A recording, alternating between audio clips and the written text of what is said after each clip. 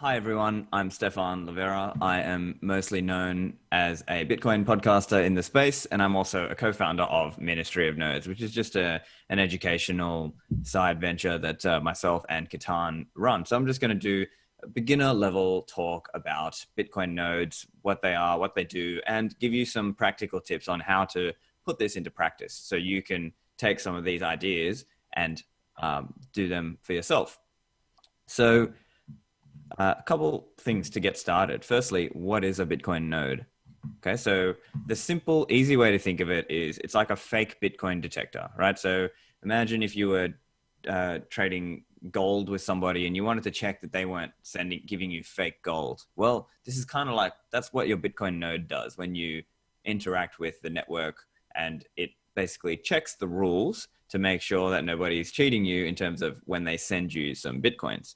And so when you receive Bitcoins, the ideal way is to receive them directly through this Bitcoin node and have your Bitcoin wallet connected with your own Bitcoin node. Now, there are different kinds of wallets and different ways you can interact with it, but that's just very high level. Now, the other thing to note is that when you interact with the Bitcoin network, you are doing that through either your own Bitcoin node or somebody else's Bitcoin node. So when you send a Bitcoin transaction, that is sent out to the network through that network of Bitcoin nodes. So as an example, if you just use a couple like typical examples. So for example, today, if you have a Trezor hardware wallet, that is using Trezor's Bitcoin node, unless you learn how to use it with your own Bitcoin node. So there are a couple examples there.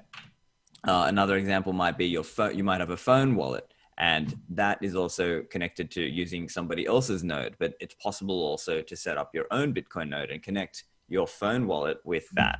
So then you actually have a bit of a better level of comfort and assurance that yes, you correctly did receive that transaction, and it can also provide some security and privacy benefits. So just high level, I took this snapshot from last night from the website bitnodes.io for anyone interested. And so you can see here, this is a picture of how many nodes there are around the world. Now I'm way over here in Sydney, Australia. And so you can see here, and now just to note, this is the number of reachable nodes, meaning they are, they've got a port, they've generally got that port open and they're active, able to, receive new connections. And so what you can sort of see here is this is probably the lower bound in terms of how many Bitcoin nodes there are out there, because there are other Bitcoin kinds of nodes that are not necessarily reachable. And so to have some idea and insight into that, we can actually look at some other statistics. So this is actually a graph from Luke Dasher's page, and Luke Dasher is a Bitcoin Core developer. Now, you can see his stats here. So he has some additional stats in terms of that might help in terms of understanding what's going on with the unreachable nodes. And so looking at that picture, we're looking at about 47,000 nodes around the world. And typically what's happened is usually as the Bitcoin bull and bear market cycles happen, traditionally we've seen it swell up during a bull run. So during, I think 2017, I think there was over 100,000 nodes running on this kind of image, just to give you an idea of what's going on the network. So I wanted to talk a little bit about what it actually means. So a lot of people have this idea that, oh, just running the node itself is supporting the network. And maybe in some very loose sense, yes. But I think really think of running your Bitcoin node is mostly about your own security, your own privacy, and your own financial sovereignty, meaning you don't have to trust somebody else. So we can think of it like a more trust minimized way to run Bitcoin and know that you've been sent real Bitcoins and that you're sending real Bitcoins. It's just a more secure way to do these kinds of things. So a quick example would be if you use, say, a hardware wallet like a Trezor or a Ledger with Trezor or Ledger's node. Now they will help you, obviously, if you don't know how to do it, they have a node, makes it easy for you. But there is a trade-off there because now they know all your transactions. Whereas if you go through these steps and talk about, okay, how do I do it with my own Bitcoin node? Well, that's taking you to another level in terms of sovereignty. And so the way I would think of it, and this is also something I wanted to touch on here, is just to say, while we encourage you learning to run a node, it's not necessarily suitable for everyone right now. Why is that? Because there's a cost involved with doing these things. It takes a little bit of technical ability, and you might have to maintain that Bitcoin node. So you might need to periodically do updates on it, or it might periodically go down and you need to go fix it. These can take a little bit of time and a little bit of work. And then you might have other concerns around how you secure it and privacy requirements, and how do you connect up with your own hardware wallet or your own phone wallet to that Bitcoin node. So there's a few things involved with this, and we're going to talk about some of the costs involved, typical costs, and we'll try to talk about those. But I see this like it's a journey, right? So typically when people start, they first buy some of their first coins on an exchange, or maybe if they've, if they're doing more peer-to-peer, maybe they've got a phone wallet, or maybe if they're using one of the peer-to-peer markets, they are just using the inbuilt wallet for that. But over time, then you learn how to hold your own keys, and that might be using your own phone wallet or using a hardware wallet. And then over time, then people might learn, okay, this is now the next step is, okay, let me learn how to run my own Bitcoin node. And at that point, they may not have learned to actually connect it all together. But once you take that next step after this, then you learn, okay, now I'm going to run my own Bitcoin node and I'm going to connect it with my own wallet or my own hardware wallet. And that is taking you to another level of security and ability to interact with the Bitcoin network. And it can also give you some privacy benefits. And you might also have some other little benefits as well, in that if you run one of those node packages, it can do things like have your own block explorer. So when you send a Bitcoin transaction, you can search that transaction with your own block explorer and see, oh, okay, this is where my transaction went. I've seen, that's where it's going. You might use it to run other things like your own Lightning node, or you might use it to do coin joins if you are interested more in the privacy aspects of Bitcoin. So these are just some examples that you can do once you have that Bitcoin node running and you are doing these other things on top of that. Another example would be if you want to run BTC Pay server and have merchant processing. So anyway, these are some of the considerations. Now, if you are not in that if you are not ready yet to be doing your own Bitcoin node, or maybe the cost is prohibitive or the time is prohibitive, well, you can just use one of these wallets. I mean, there are many wallets, but here are a few that I would typically teach people to use. So Samurai Wallet is normally what I usually teach people if they're interested more in the privacy aspects. This is what I'll usually teach them. If I'm at a Bitcoin meetup and somebody is new and they want to learn a little bit, I'll teach them this. If they're interested in more Lightning day-to-day commerce, that's where I'll typically show them a Lightning wallet like Breeze or Phoenix. There are others as well, but these are just some of the examples that I normally show people. So these are just examples that you can use. And then with I know with Samurai Wallet and Breeze and Phoenix, if you want to, you can also connect that with your own Bitcoin node as we get to that. So I guess now it's time I want to talk a little bit about the practicalities of doing this. So in terms of what are the main options on how to do this? I see it like there are probably three main options for most people. I mean, there are other ways as well, but just kind of for the average user, I think these are probably the main ways. So firstly, probably the common one that you might have seen if you're following the discussion online is the plug and play boxes. So like I've got here on screen, the My Node is an example of that. So you can some of these you can just buy it outright. So mynodebtc.com. I know Noddle is noddle.it. I think raspberryblitz.com, and then also Embassy. So I can't remember the website off the top of my head, but if you search Embassy Start 9 Labs, these are a few examples where you can just buy this box, plug it in, and it's relatively simple because basically you just plug an Ethernet cable to your router and you plug in power. And then basically it's like a scripted install. It just kind of does most of the things for you. You just kind of click through in a relatively simple way. And this can give you a whole range of services all ready to go. And the cool thing with this is it can be less power intensive than having a full desktop PC running all day 24/7. And so that can make it a bit more practical for you.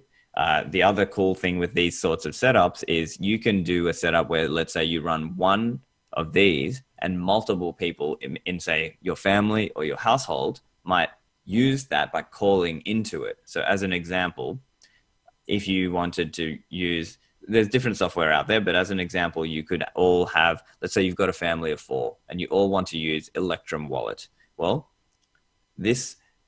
many of these plug and play boxes offer this idea of running an Electrum server. So what that means is it will run Bitcoin Core and it will run the Electrum server on top of that. And then you can have your family members all using Electrum Wallet connecting to that. And then that can allow you to all be interacting using your own Bitcoin node. That's just one example of how you could do this kind of thing. Another example is actually to build it yourself. So that's why I've got here DIY small computer. So you can do a similar kind of thing like those plug and play boxes, but some of these actually offer the option for you to basically buy the parts and put it together. So this typically involves using a small computer like a Raspberry Pi 4 or a Rock Pro board. It's also known as SBC, single board computer. And so some of the common ones here, so Ronin Dojo is a great one here. That is for people who are interested in using Samurai Wallet and having Samurai Wallet full node as the backing to their Samurai Wallet on their phone. So that's a great choice there. Another one, Raspberry Blitz, is a community project. So you can build one yourself, and the parts list is normally online. If you search Raspberry Blitz, they'll have the parts list online and you can order those, pull it together. MyNode is similar. They've got what's called MyNode Community Edition. So that's the free one.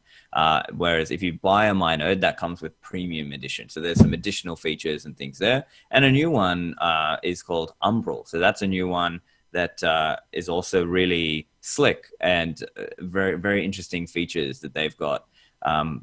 So that's also a cool option also. But yeah, these are if you want to have an always-on device. Now, you can also just run Bitcoin Core on your desktop or your laptop PC. And I'm going to take you through some of the basics on how you would achieve that also after. So now what's the cost involved here, right? In terms of buying the parts, right? So if you want to build your own Bitcoin node, roughly $150 up to, let's call it $500. That's depending on what kind of parts you want. If you want a really like slick, best everything set up, versus if you just want a cheap setup of a Bitcoin node. So the typical things that you're buying there, a Raspberry Pi 4, you generally want to get the one with 4 gigs of RAM or higher. You will get a small SD card, like a 16 gig micro SD card. You might need a case, and you might need a fan for or some kind of cooling for your Raspberry Pi 4. And the other big part that you'll need is ideally a 1 terabyte SSD. But if you can't afford that, then a 1 terabyte hard disk drive will also work. And then depending on which parts you get, that's kind of, if you get basically the cheapest, it'll be about $150. And if you get more expensive stuff and fancier, things, it might be $400 or $500. Once you've added on the cost of buying, say, MyNode Premium. That's one example, right? The other way, if you just purchase the plug and play node just straight up, that's going to be around $300 to $500 USD, depending on which one you're getting and so on. And then probably the cheapest way is actually just using your existing laptop or computer, which I'm going to talk you through some of the basics on that too. where the cost is really about time, really just learning how to use it. And potentially you might need to buy an extra hard drive because your PC might not have that much hard drive space. And if you want to run what's called a full archival node, that's where you might need an additional hard drive, but we'll get into that also because you might not need to. So quick comparison. So one of my friends on Twitter, Bitcoin Q&A, has done this nice comparison chart. So you can find this, bitcoinqna.com. He's got a bunch of different things. And you can sort of get a comparison here on whether you can self-build, what kinds of features they offer, Lightning, CoinJoin, etc., Block Explorer, and so on. So you can see here, that's like a nice little comparison. It's a good one for you to look at.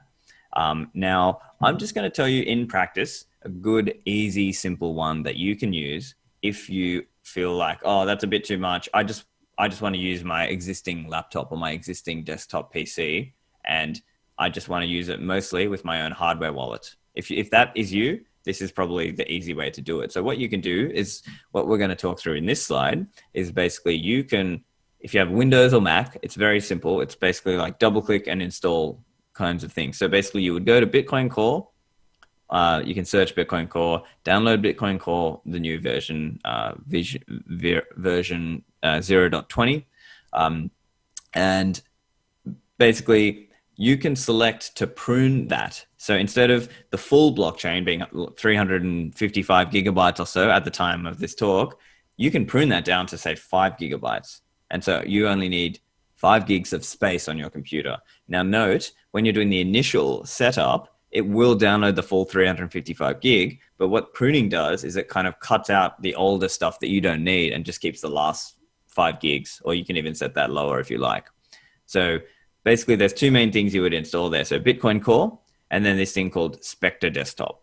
So Spectre Desktop is a great tool because it already allows you to connect things like your hardware wallets, like your Trezor or your Cold Card, or if you've got a Kobo vault, that's another one as well. Now, the cool thing with Spectre is it offers easy single signature and easy multi-signature as well. So basically, once you've done that setup of Bitcoin Core plus Spectre, you can then see here on screen, you can add a device. So as an example, you can plug in your Cold Card, or you can do what's called an air-gapped setup.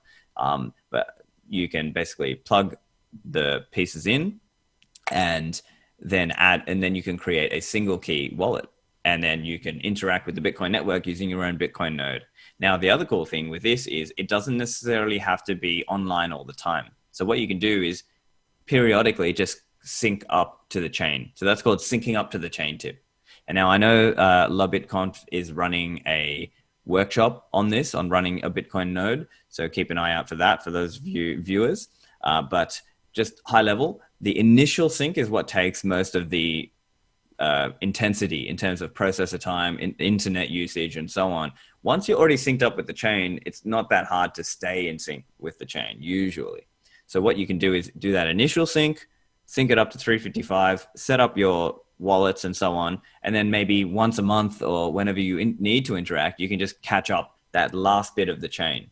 And so that's like an easy way to do it, and it will just be intensive at the start, but not afterwards. Now, for those of you interested in learning more, I've got a few episodes where I actually did an interview with the creators of Spectre Wallet. So Stephan Livera, he's the CTO. And you can see here episodes 205 and episodes 231 of my show, where we talk about this and some of the benefits of using it in this way, because now you can use multi-signature in this way with your own Bitcoin node. So this is kind of trying to give you some tips and ideas on how to put this into practice for yourself. If you prefer reading, I have a blog post over at ministryofnodes.com.au. It's called Cost Effective Bitcoin Use. And so I talk through basically this similar setup idea. So for some people, it makes sense to have a Raspberry Pi and have an always on node. And I have a couple myself. And some people might use other kind of more complicated setups. But note, if you're using this setup, it is mainly about using your hardware wallet, right? Whereas if you are interested to use things for like Lightning and CoinJoins and stuff like that, you might want to look into some of the other ones like MyNode or Umbrel or Raspberry Blitz or Ronin Dojo. Those are some of the ones that you would look into. But my idea with this is to just give you an easy way to get started, make it cost effective, and make it less maintenance time for you, so that if you're new, this is how you can just get started with it. So that's it. I wanted to keep it relatively beginner level and just give you some practical tips on how to do these things. If you would like to find us online, you can find me, search Stephan Livera podcast in your podcatcher application. And if you want to find some free guides, learning material, and we also offer some paid consulting calls, that's available over at ministryofnodes.com.au. So people who want assistance, if you're kind of stuck and you need someone to kind of walk you through it on a call, we offer that. And the model is basically value for value. So you can pay what you think it's worth. So it's just our way of trying to help people learn how to put it into practice. And we are all about you taking your financial sovereignty into your own hands. So that's what I would leave you with is, as you come into Bitcoin, really think about ways that you can take your financial sovereignty into your own hands. So thank you for listening.